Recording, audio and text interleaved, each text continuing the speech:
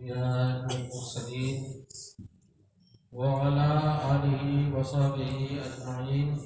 أما بعد، أعوذ بالله من الشيطان الرجيم. بسم الله الرحمن الرحيم. يا أيها الذين آمنوا اتقوا الله وكونوا مع الصادقين. آمنت بالله صدق الله المولان العظيم وصدق رسوله النبي الأمين الكريم، ونحن على ذلك لمن الشاهدين والحامدين والذاكرين والحمد لله رب العالمين. آئیے ہم تمامی حضرات ایک مرتبہ نہایت ہی ادب و احترام کے ساتھ اپنی اور ساری کائنات کے مرکز عقیدت جناب احمد مصطفیٰ صلی اللہ علیہ وسلم کی بارگاہ میں محبت کے ساتھ غلامی کا ثبوت پیش کرنے پڑتا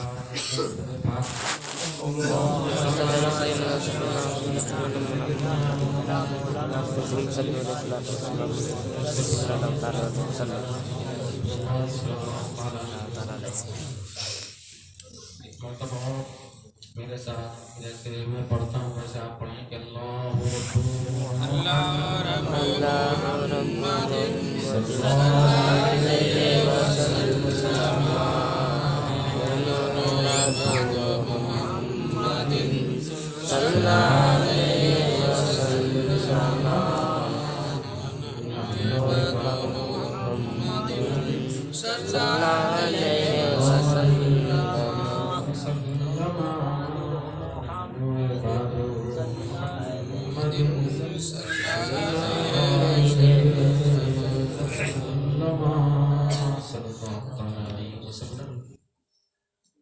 کافی دیر سے آپ حضرات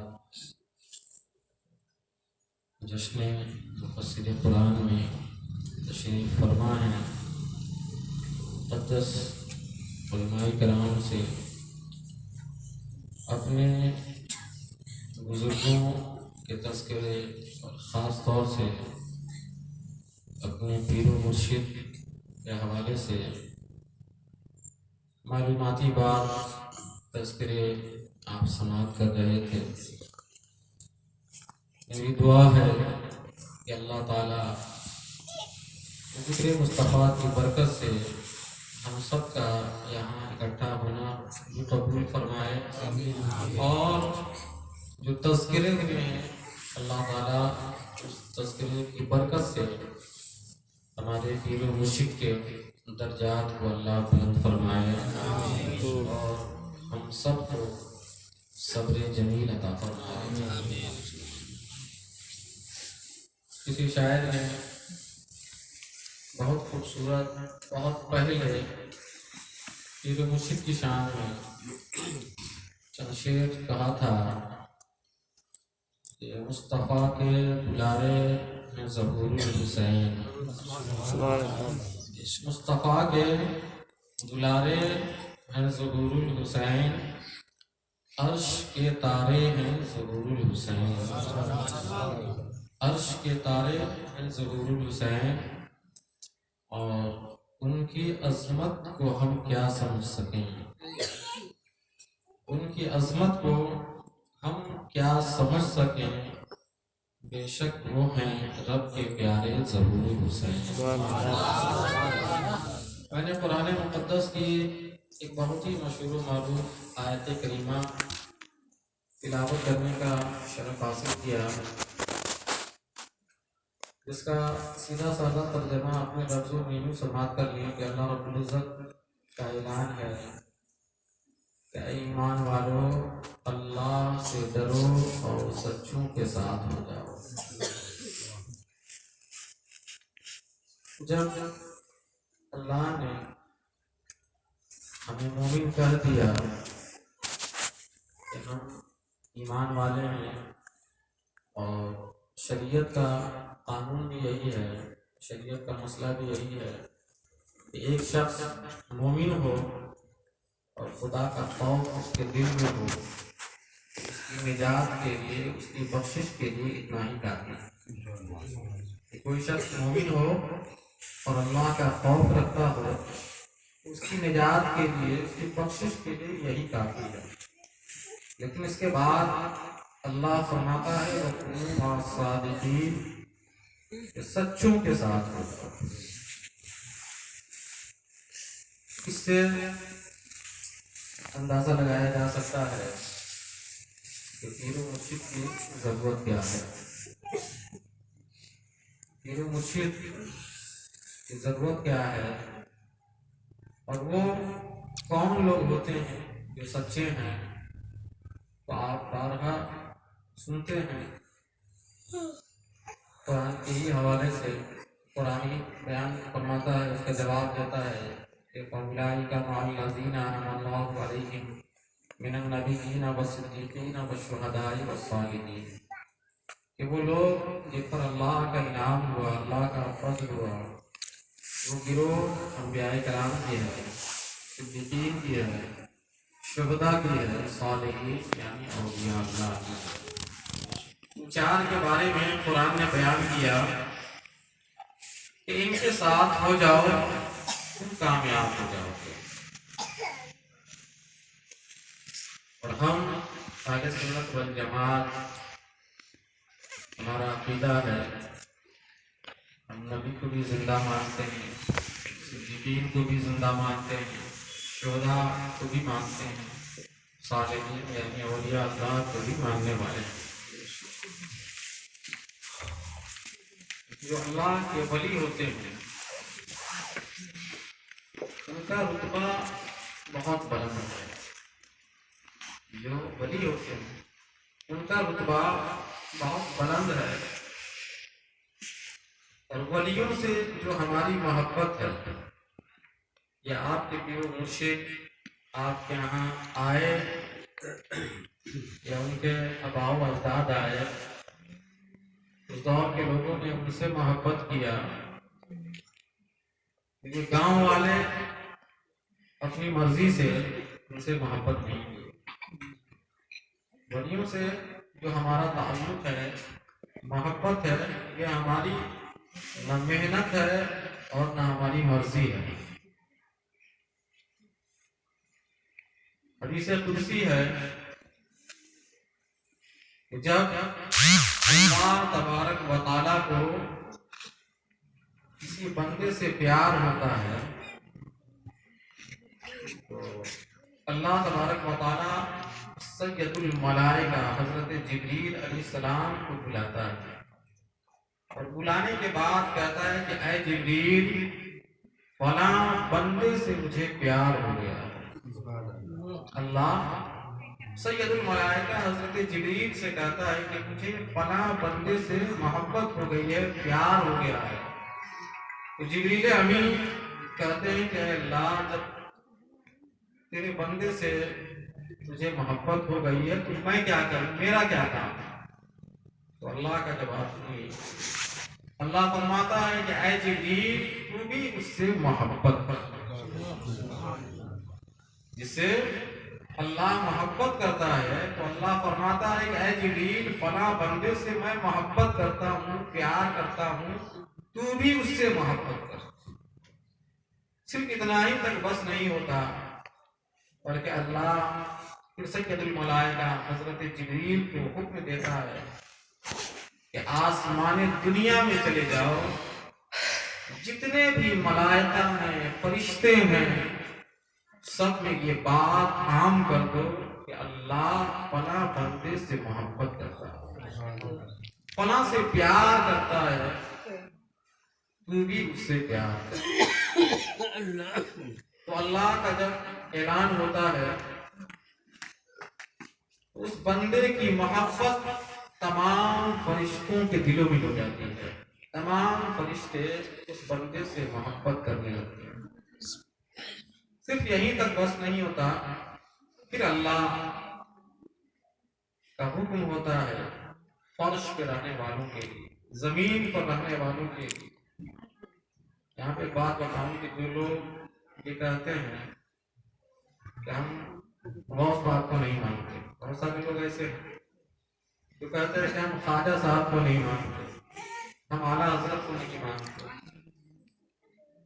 یا جو بھی بزرگ ہیں سیدھے سے انکار کرتے ہیں کہ ہم کسی ولی کو نہیں مانتے. کچھ لوگ کیا بہت سارے ایسے لوگ ہیں دنیا میں جو ڈائریکٹ انکار کرتے ہیں کہ ہم کسی ولی سے محبت نہیں کرتے, کسی کو نہیں مانتے.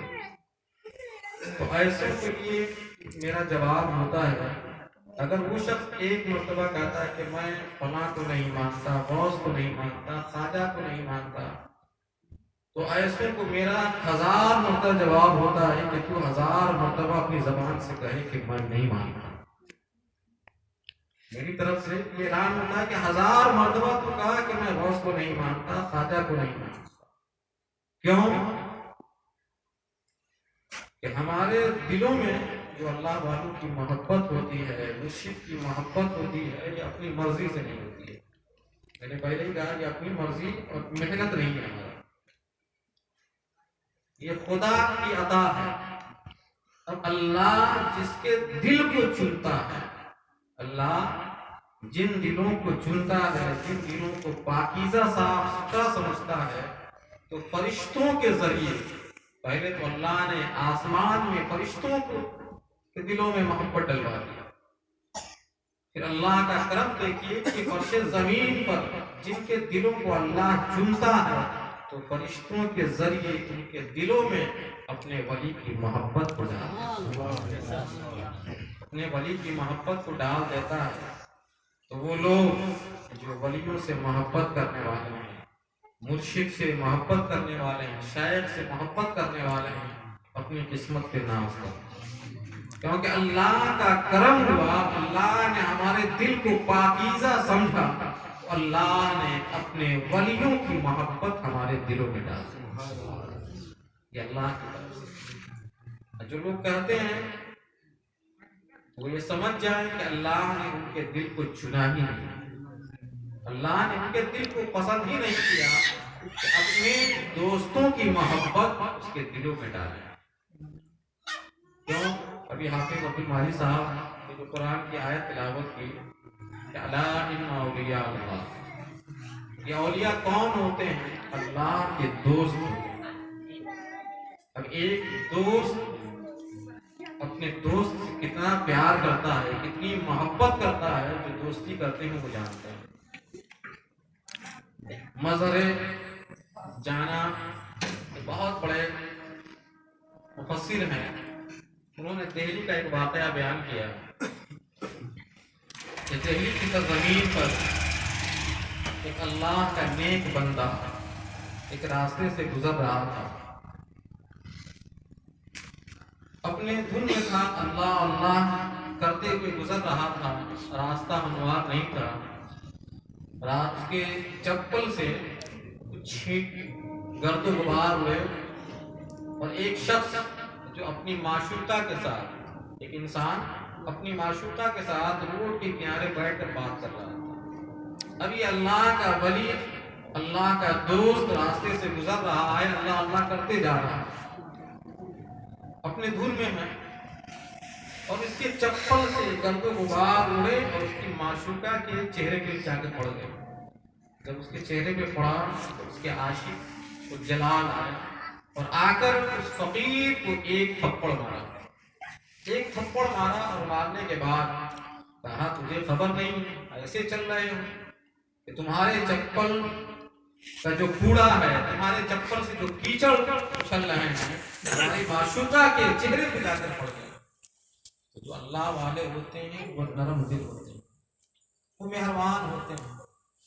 انہوں نے کہا کہ اچھا ہوا تو نے بدلہ لے لیا, اور بدلہ لینا ہو تو لے لو. یہ کہا کر وہ اللہ کا ولی اس راستے سے گزر گیا. مظہر میر جانا لکھتے ہیں کہ بہت دور چلنے کے بعد راستے میں ایک ہوٹل تھا.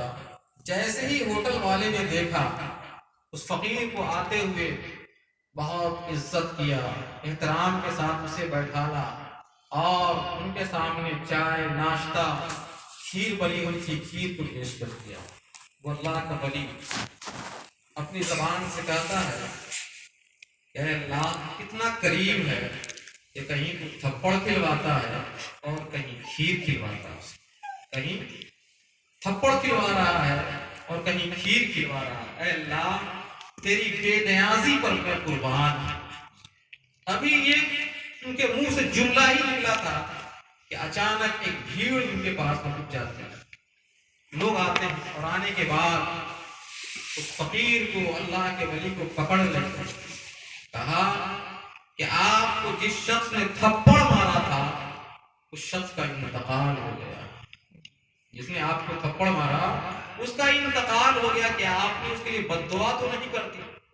کہا کہ میں نے تو بد دعا نہیں. لوگ بزید ہو گئے, وہ پکڑ کر اس مردے کے سامنے لے گئے. اس کے بعد فقیر نے تمام حاضرین کے سامنے کہا کہ میں نے اس کے خلاف کوئی جملہ بھی نہیں کہا, بد دعا بھی نہیں دی.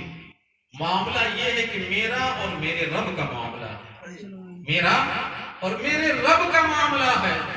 اس کے عاشق کے, یعنی اس کے عاشق کے, معشوق کے چہرے پہ گرد پڑا تو اس کو برداشت نہیں ہوا. اس نے آ کر مجھے تماشا مار دیا. جب اس نے مجھے مارا تو میرے رب کا برداشت نہیں ہوا, اللہ نے اس کی جان لی. بس معاملہ یہ. تو یہ ہوتے ہیں اللہ کے ولی سے, ان کا تعلق ڈائریکٹ اللہ سے ہوتا ہے. اسی لیے میں نے کہا کہ جو لوگ یہ کہتے ہیں کہ ہمیں ماننے کی ضرورت نہیں ہے, تو 1000 بار کہیں کہ ہم نہیں مانتے, کیونکہ اللہ نے ان کے دل کو سنائی نہیں, پسند ہی نہیں کیا, تو وہ کیسے اللہ والوں سے محبت کر سکتے ہیں. ہم لوگ خوش نصیب ہیں کہ ہم اللہ والوں سے محبت کرتے ہیں, اور دعا بھی یہی کریں کہ اللہ جب تک سانس چل رہی ہے, آنکھ کھلی ہے, اللہ اپنے محبوبوں کا ہمیں غلام بنا کر رکھے, اور ہم اپنے آپ کو لاوارث نہ سمجھیں. ہمارا کوئی وارث ہے. بظاہر ہمارے پیر و مرشد دنیا سے رخصت ہو گئے, کیونکہ خدا کا بھی کچھ قانون ہے, خدا کا بھی قانون ہے, اس پہ بھی عمل ہوتا ہے. لیکن ولیوں کے معاملے میں بھی اللہ تردد کرتا ہے. ہماری روح نکالنی ہو, آپ کی روح نکالنی ہو, تو اللہ کا حکم ہوتا ہے, فرشتے آتے ہیں اور نکال کر چلے جاتے ہیں. لیکن اللہ کو اپنے ولیوں سے اتنی محبت ہوتی ہے, اتنا پیار ہوتا ہے کہ ان کی روح نکالنے کے معاملے میں بھی اللہ کو تردد ہوتا ہے, جبکہ وہ مالک کل ہے. قرآن کہتا ہے کہ تتنزل علیہم الملائکہ. آپ اس کی تفسیر اٹھا کر دیکھ لیں کہ جب ولیوں کی روح نکالنے کی باری آتی ہے تو اللہ کو تردد ہوتا ہے کہ آیا اس ولی کی روح نکالی جائے یا نہیں نکالی جائے, نکالی جائے یا نہیں نکالی جائے. تو اللہ کی طرف سے ان کے اوپر رحمتوں کا نزول ہونا شروع ہو جاتا ہے, رحمتوں کا نزول ہونا شروع ہو جاتا ہے. تو وہ پاک جان خود راضی ہو جاتی ہے, اور اس کی دل کی طرف سے یہ گواہی آتی ہے, آواز آتی ہے کہ میں اللہ کی رضا پہ راضی ہوں. تو فرشتے ان کی روح کو قبض کرتے ہیں. یہ ہے ولیوں کا مقام.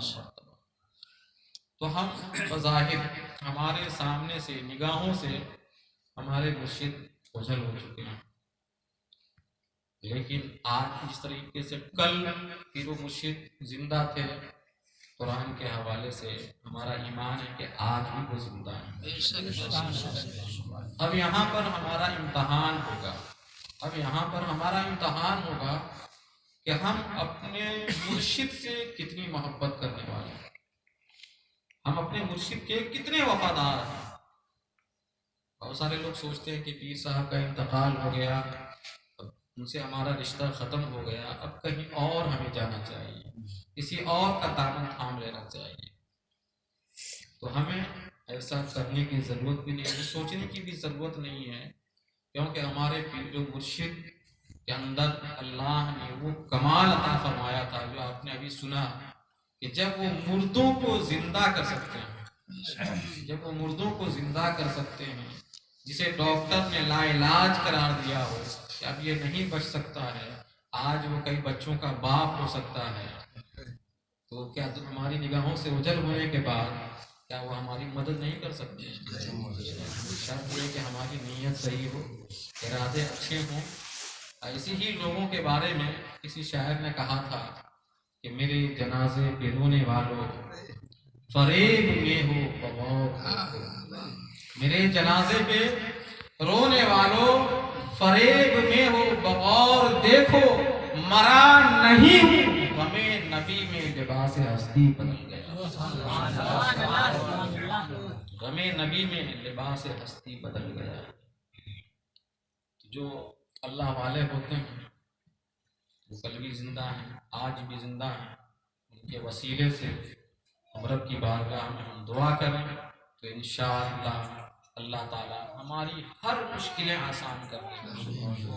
اور پھر سلسلے تو بہت ہیں دنیا میں، لیکن سونے پہ سہاگا یہ کہ آپ کے پیر مرشد آل رسول بھی ہیں، اور ساتھ ہی ساتھ جو سلسلہ ہے وہ سلسلہ قادریہ ہے۔ دنیا کے جتنے بھی سلاسل ہیں تمام سلسلے گھومتے گھومتے آ کر سلسلہ قادریہ ہی میں ملتے ہیں، اور ہمارا سلسلہ الحمدللہ پہلے سے ہی قادریہ سلسلہ ہے، ہمیں ڈھونڈنے کی ضرورت نہیں ہے، ہم ڈائریکٹ قادریہ سلسلہ سے منسلک ہیں، اور کسی کی مدد ہمیں ملے نہ ملے، شہنشاہ بغداد حضور غوث الاعظم شیخ عبدالقادر جیلانی کی مدد ہمیں ضرور سبحان اللہ، کیونکہ غوث پاک کا بہت پہلے اعلان ہو چکا ہے کہ میرا مرید وہاں ہو جہاں سورج ڈوبتا ہو، اور میں وہاں ہوں جہاں سورج نکلتا ہو، وہاں سے اگر کوئی پکارتا ہے تو میں اپنے مرید کی مدد کرتا ہوں۔ نصیب ہے کہ ہمارا سلسلہ اتنا پاورفل ہے، اور ان کے توسل سے اللہ نے ہمارے مرشد کو بھی باکمال بنایا۔ ان کی باتیں بیان کی جائیں تو رات ختم ہو سکتی ہے، میں ان کی طرف زیادہ نہیں جانا چاہتا ہوں کہ بول نہیں پا رہا ہوں، ان کی طرف جب بات آتی ہے تو ذہن حاضر نہیں ہو پا رہا ہے، بس یہ کہ ہم سچی محبت رکھیں، انشاءاللہ کل بھی ان کا فیض ہمیں ملتا تھا، آج بھی ملے گا، اور انشاءاللہ صبح قیامت تک ملتا رہے گا۔ کرامت تو بہت ہے، لیکن کرامت کو ہم معیار نہیں سمجھتے، کرامت تو بہت ہے، کرامت کو ہم معیار نہیں سمجھتے۔ سب سے بڑی بات یہ ہے کہ ہمارے مرشد کا وہ تقویٰ تھا کہ جس پر شہنشاہ بریلی حضور حجت الاسلام ناز کرتے تھے، حضور مفتی اعظم ہند جس پر ناز کرتے تھے۔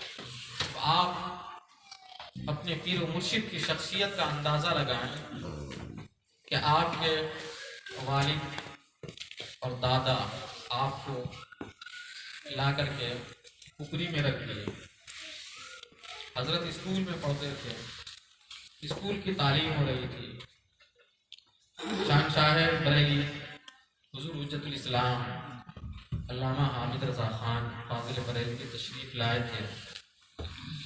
مولانا حامد صاحب جو کھپری کے رہنے والے تھے، ان کے ہمراہ حضرت گنٹی کے اس پروگرام میں تشریف لے گئے جہاں حضور حجت الاسلام تھے۔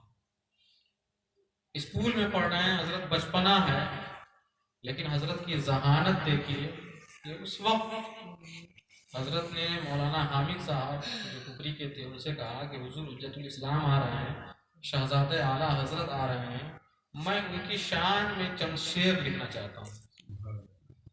تو آپ بتائیں کہ جو بچہ اسکول میں پڑھتا ہو، مکتب میں پڑھتا ہو، ابتدائی تعلیم پڑھتا ہو، وہ اس طرح کی بات کرے کہ میں ان کی شان میں شعر لکھنا چاہتا ہوں، آپ اس سے اندازہ لگا سکتے ہیں کہ جس کے بچپنے کا یہ عالم ہے تو اس کی جوانی کا عالم کیا ہے۔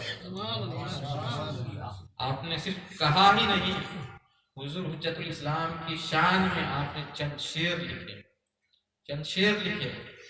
مولانا حامد صاحب اور منشی صادق حسین صاحب لوگوں نے دیکھا تو خوش ہو گئے. پھر حضرت پہنچے اسٹیج پر. جب حضور حجت الاسلام تشریف لائے، یہ واقعہ حضور نے خود اپنی زبانی بارہا بیان کیا کہ حضور حجت الاسلام کے سامنے اچھے اچھے عالم دنگ بولنے کے لیے ان کو سوچنا پڑتا تھا.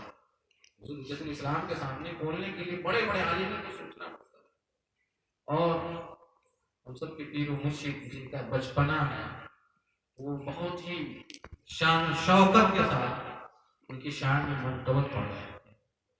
حضور حجت الاسلام اتنا خوش ہوئے کہ پیر و مرشد نے خود بیان کیا کہ جب جو پھولوں کا ہار، جو مالا حضور حجت الاسلام کے لیے لایا گیا تھا کہ اب ان کی گلپوشی کی جائے گی، ان کا استقبال کیا جائے گا، حضور حجت الاسلام خود کھڑے ہو گئے اور وہ تمام ہار لے کر آپ کے پیر و مرشد کو مانگے. سبحان اللہ.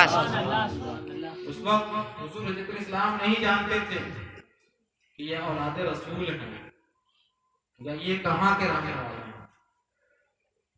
اسی لیے کسی کہنے والے نے بہت پہلے کہا تھا، فارسی کا جو مقولہ ہے کہ ولی را ولی نشانہ ہے، کہ ولی کو ولی ہی پہچانتا ہے.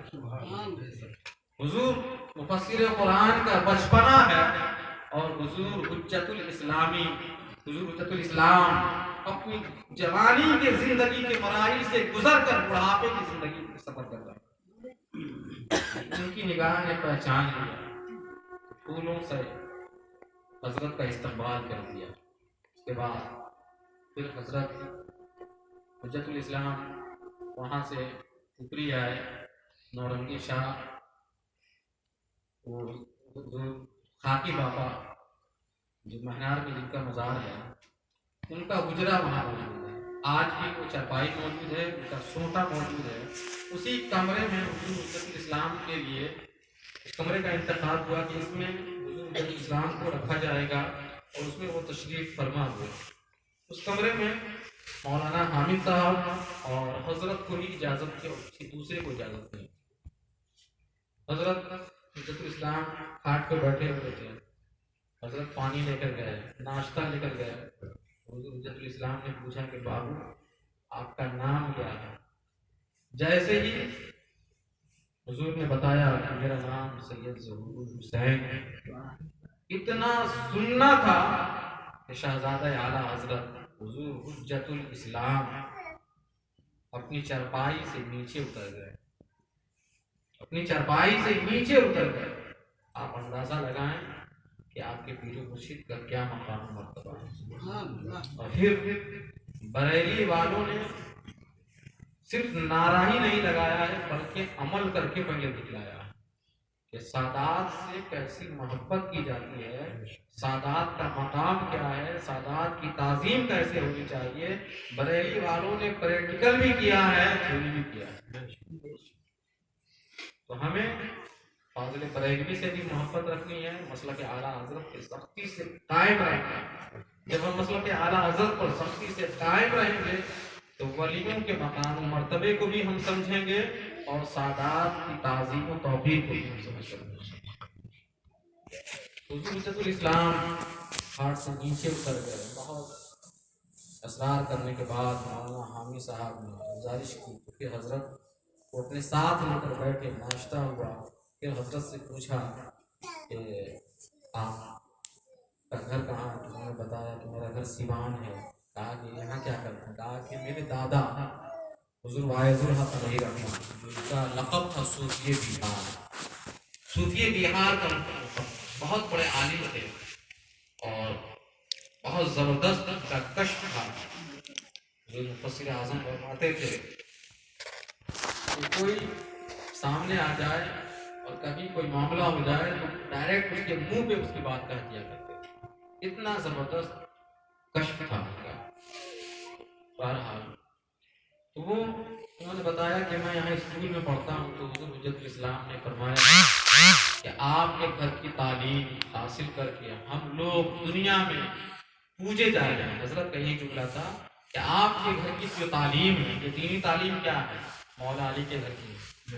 حضور نے فرمایا کہ انا مدینۃ العلم و علی الباب، میں علم کا شہر ہوں، علی اس کے دروازے. تو جو علمی خیرات آپ کے گھر سے ملا ہے وہ حاصل کر کے ہم دنیا میں پوجے جا رہے ہیں، اور آپ اس علم سے ہٹ کر اس علم کی تعلیم حاصل کریں۔ آپ میرے ساتھ بریلی شریف چلیں، پھر مولانا حامد صاحب جو کشمیر کے تھے وہ حضرت کو اپنے ہمراہ بریلی شریف لے گئے۔ جب حضور صرف قرآن بریلی شریف پہنچے تو صرف حجت الاسلام نے ان کو اپنے مدرسے میں ہی نہیں رکھا، بتائیے کہ بھائی ہمارا مدرسہ ہے آپ چلے آئیں گے، جیسے جو لوگ مدرسہ چلاتے ہیں جیسے آپ پوچھیے بہت زیادہ آپ سے محبت ہے، آپ کے بچوں سے محبت ہو جائے تو یہی کہیں کہ بھائی آپ اپنے بچے کو دے دیں، میں اپنے مدرسے میں رکھ لیتا ہوں۔ لوگ بچوں کو لے جا کر کے اپنے مدرسے میں ڈال دیتے ہیں، اور زیادہ محبت ہوتی ہے تو ان کے لیے الگ سے کمرہ دے دیا جائے گا، اور زیادہ محبت ہوئی تو کھانے کا اچھا انتظام کر دیا جائے گا۔ ایسا بہت سارے لوگ تو اس لیے کرتے ہیں کہ ہو سکتا ہے وہ کس کے لیے ہوتا ہے، جو بڑے بڑے پیسے والے لوگ ہوتے ہیں، مدرسے والے کی مجبوری ہوتی ہے اس لیے کرتے ہیں کہ سیٹھ صاحب کیا وہ بھگت کریں گے تو ان کے ذریعے ہمارے مدرسے کا بھلا ہوگا۔ اس کا تعلق، اس کے بارے میں بہت سارے لوگ غلط گمان کرتے ہیں، ان کی سوچ غلط ہے۔ اگر کسی سیٹھ کی، کسی پیسے والے کی مدرسے والے اگر خوشامد کرتے ہیں تو اپنی ذات کے لیے نہیں کرتے ہیں، دین کے لیے کرتے ہیں کہ ان کے ذریعے ہمارے ادارے کی ترقی ہوگی۔ کوئی سیٹھ کسی عالم کو تو 10,000 نہیں دیتا، مدرسے کو دیتا ہے، تو ایک عالم دین کی خاطر، دین کی غرض سے اپنے آپ کو سیٹھ کے سامنے بھی جھک جاتا ہے۔ مقصد یہی ہوتا ہے ہمارے علماء کا کہ مدرسہ ہمارا ترقی ہو، یہاں تعلیم زیادہ ہو، یہاں سے بچے زیادہ علم حاصل کر کے دیں، یہ نیت ہوتی ہے۔ باقی ہر آدمی اپنے اپنے حساب سے سمجھتا ہے، میں تو یہی سمجھتا ہوں کہ ہمارے علماء کی نیت یہی ہوتی ہے کہ اس کے ذریعے ہمارے ادارے کا بھلا ہوگا۔ لیکن حضور حجت الاسلام مولانا حامد رضا خان فاضل بریلوی نے نہ ان کے والد کو دیکھا، نہ ان کے دادا کو دیکھا، نہ یہ پوچھا کہ یہ کس بڑے سیٹھ یا بہت بڑی خانقاہ کے شہزادے ہیں، یہ سب کچھ نہیں پوچھا۔ میں نے جو پہلے ہی کہا کہ ولی دا ولی می شناس، کچھ نہیں پوچھا، سیدھے حجت الاسلام اپنے حجرے میں سید صاحب کو رکھ لیا اور اپنی صحبت میں، اپنی تربیت میں ان کی زندگی بسر ہوتی رہی۔ اور جب وصال کا وقت آیا تو ادھر حضور مفسر قرآن نے بیان کیا تھا کہ جب حضور حجت الاسلام کی طبیعت زیادہ خراب ہو گئی، جہاں کنی کا عالم ہوا، تو حضور حجت الاسلام نے اپنے شہزادے خالد رضا سے یہ کہا بھی تھا کہ جا کر سید صاحب سے پوچھو، اگر وہ اجازت دیں گے تو اس کمرے میں ہمیں داخل کر دینا، ورنہ جو بریلی عام قبرستان ہے اس میں مجھے لے جا کر دفن کر۔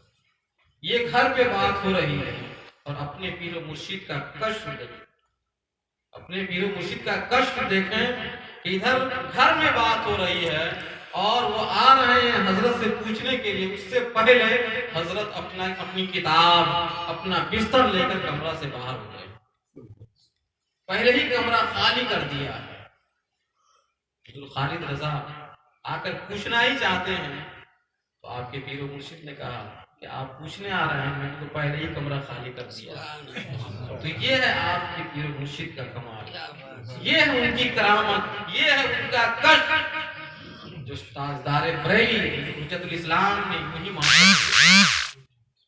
انہوں نے دیکھا کہ یہ بظاہر بچہ ہے لیکن اس کی پیشانی سے یہ ظاہر ہو رہا ہے کہ یہ آگے چل کر بہت تابناک ہوگا، یہ رشد و ہدایت کا بہت بڑا عالم ہے۔ تو یہ ہے آپ کے پیر و مرشد کا مقام۔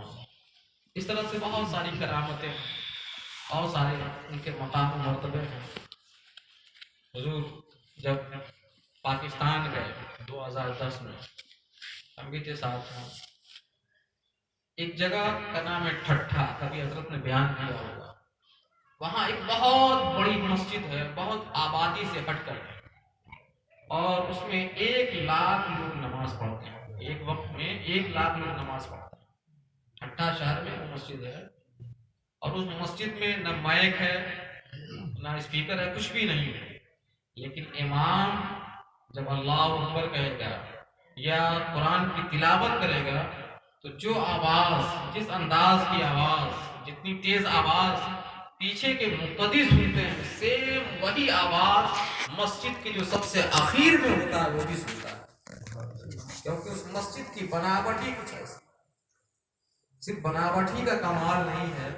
مفسر قرآن نے وہاں لوگوں سے پوچھا تھا، وہ لوگوں نے جواب دیا تھا کہ اس مسجد کو بنانے میں برسوں لگ گئے، اور اس مسجد کی تعمیر انہی مستریوں کے ذریعے، انہی کاریگروں کے ذریعے کی گئی کہ جو 5 وقت کے نمازی تھے، اور کاریگر ایک پارہ قرآن پڑھتا تھا، اس کے بعد ایک اینٹ جوڑتا تھا، ایک پارہ پہلے قرآن کی تلاوت کرتا تھا، اس کے بعد وہ ایک اینٹ رکھتا تھا۔ بادشاہ کو خبر ہوئی کہ دن بھر میں 8 سے 10 اینٹ جوڑے گئے، بادشاہ کا حکم ہوا کہ اس مستری کو ہٹا دیا جائے۔ مستری طلب کیا گیا بادشاہ کے دربار میں، تو مستری نے برجستہ یہی کہا کہ مجھ سے کام لینا ہے تو میں تو اتنا ہی کروں گا، اگر کوئی اچھا مستری آپ کو مل جائے تو اس سے آپ لے لیں۔ بادشاہ نے پوچھا تھا اس زمانے کا اس مستری سے کہ آخر کیوں اتنا ہی دن بھر میں جوڑو گے؟ اس مستری نے جواب دیا تھا کہ پہلے میں ایک پارہ قرآن پڑھتا ہوں، پھر اس کے بعد ایک اینٹ رکھتا ہوں مسجد میں۔ تو بادشاہ کا فرمان ہوا کہ چاہے 10 سال لگے، جتنے بھی وقت لگے اس کی پرواہ نہیں ہے، تم ہی مسجد تعمیر کرو گے۔ یہ مسجد کی خصوصیت ہے۔ اس مسجد میں بھی حضرت تشریف لے گئے، وہاں سے بہت دور جا کے بڑا قبرستان تھا، دوپہر کا وقت تھا، کوئی آبادی نہیں، دور دور تک آبادی نہیں، وہاں پاکستان کے چند لوگ ساتھ میں تھے، ان لوگوں کو بھوک کا احساس ہوا، پیاس کا احساس ہوا، کہیں دور دور تک کوئی آبادی نہیں۔ ان لوگوں نے حضرت سے گزارش کی، اس میں حضرت کے بھتیجے بھی تھے جو پاکستان کے ہیں، انہوں نے ایک ساتھ میں مزاحیہ طور پہ، جن کا نام لٹن بھائی تھا جو ابھی دنیا میں نہیں ہے، اور ایک محبوب بھائی ہیں جو ہمارے بھائی رکھتے ہیں رشتے میں، ان لوگوں نے کہا کہ بڑے ابا ہمیں ایسی جگہ لے کر آ گئے کہ جہاں پانی بھی نہیں مل رہا ہے تو کھانا کا کیا ملے گا۔ ابھی یہ لوگ حضرت سے کہہ ہی رہے تھے کہ اچانک حضرت کی نگاہ پڑی، کیا دیکھتے ہیں کہ تھوڑی دور پہ دسترخوان بچھا ہے، گرم گرم بریانی رکھی ہے، گرم گرم بریانی رکھی ہے۔ حضرت نے کہا کہ تو لو تم شکایت کر رہے تھے، دیکھو اللہ نے تمہارے لیے انتظام کر دیا۔ اس نے خود بیان کیا، ہم لوگوں نے دیکھا بھی کوئی انسان نہیں تھا وہاں پہ، لیکن ان بچوں نے اپنے بڑے والد سے شکایت کی، ادھر شکایت کرنا تھا۔ اسی لیے میں نے کہا کہ جو ولی ہوتے ہیں ان کا دوست اللہ ہوتا ہے۔ اللہ کو گوارا نہیں ہوا کہ سید ظہور الحسین کے سامنے ان کے بچے شکایت کریں بھوک کی، اللہ کی طرف سے ان کے لیے کھانے پینے کا انتظام ہو گیا۔ تو یہ مقام و مرتبہ ہے حضور مفسر قرآن، ان کی باتیں بیان کی جائے تو رات ختم ہو جائے گی، بات نہیں ختم ہو سکتی ہے۔ بس ہمیں کرنا یہی ہے کہ ہم ان سے سچی محبت رکھیں، ان کے نقش قدم پہ چلیں، ان کے بتائے ہوئے طریقے پہ عمل کرتے رہیں، اور جو بھی مصیبت آئے، پریشانی آئے، اپنے مرشد کو ہم سچے دل سے یاد کریں، اپنے مرشد کو ہم سچے دل سے یاد کریں، انشاءاللہ ہماری پریشانیاں دور ہوتی ہیں۔ بظاہر ہماری نگاہوں کے سامنے نہیں ہے، لیکن محبت سچی ہوگی تو انشاءاللہ آپ کو مرشد کا فیضان جیسے کل برس رہا تھا ویسے ہی آج برس گا۔ مرید کی وجہ سے کبھی کبھی پیر کا مرتبہ بدل جاتا ہے، مرید کی وجہ سے، مرید کی محبت سچی ہوتی ہے، عقیدت سچی ہوتی ہے، تو کبھی کبھی ایسا ہوتا ہے کہ پیر کے اندر کم کمال ہوتا ہے، تو مرید کی محبت کی بدولت اللہ اس کے پیر کو باکمال بنا دیتا ہے۔ ایسے بھی روایتیں موجود ہیں۔ اور جو مرید اپنے پیر سے سچی محبت کرتا ہے تو پیر اتنا خوش ہوتا ہے کہ اپنے مرید کو اپنے سے بھی اونچے مقام تک بھی پہنچا دیتا ہے۔ ایسی بھی روایتیں موجود ہیں۔ آپ خود دور نہ جائیں، محبوب الہی کی بارگاہ میں چلے جائیں۔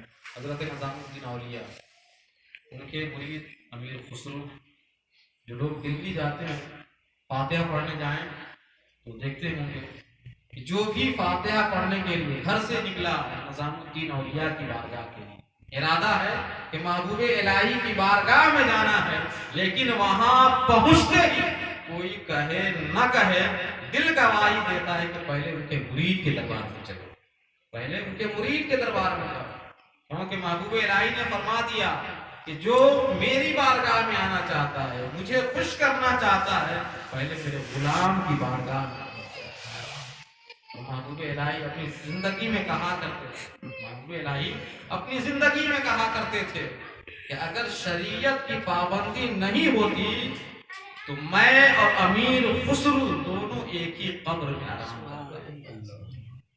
محبوب الہی بارہا کہا کرتے تھے، کی تاریخ لا کر آپ پڑھ لیں تو آپ کو معلوم ہوگا، وہ بارہا کہا کرتے تھے کہ اگر شریعت کی پابندی نہیں ہوتی تو میں اور امیر خسرو دونوں ایک ہی قبر میں آرام کرتے، لیکن شریعت دامن کیے رہے، شریعت کیسے نظر ہے۔ تو ایسے بھی دنیا میں لوگ گزرے ہیں جو اپنے پیر سے محبت کی، تو ہم لوگ بھی کوشش کریں کہ ہم بظاہر دنیا میں ہم نہیں سمجھ سکے ان کے مقام مرتبے کو، تو اب سمجھیں، کیونکہ ہر جانے والا جب چلا جاتا ہے تو بعد میں اس کی اہمیت کا لوگوں کو اندازہ ہوتا ہے۔ تو اللہ دلوں کے حال کو جانتا ہے، اللہ دیکھنے والا ہے۔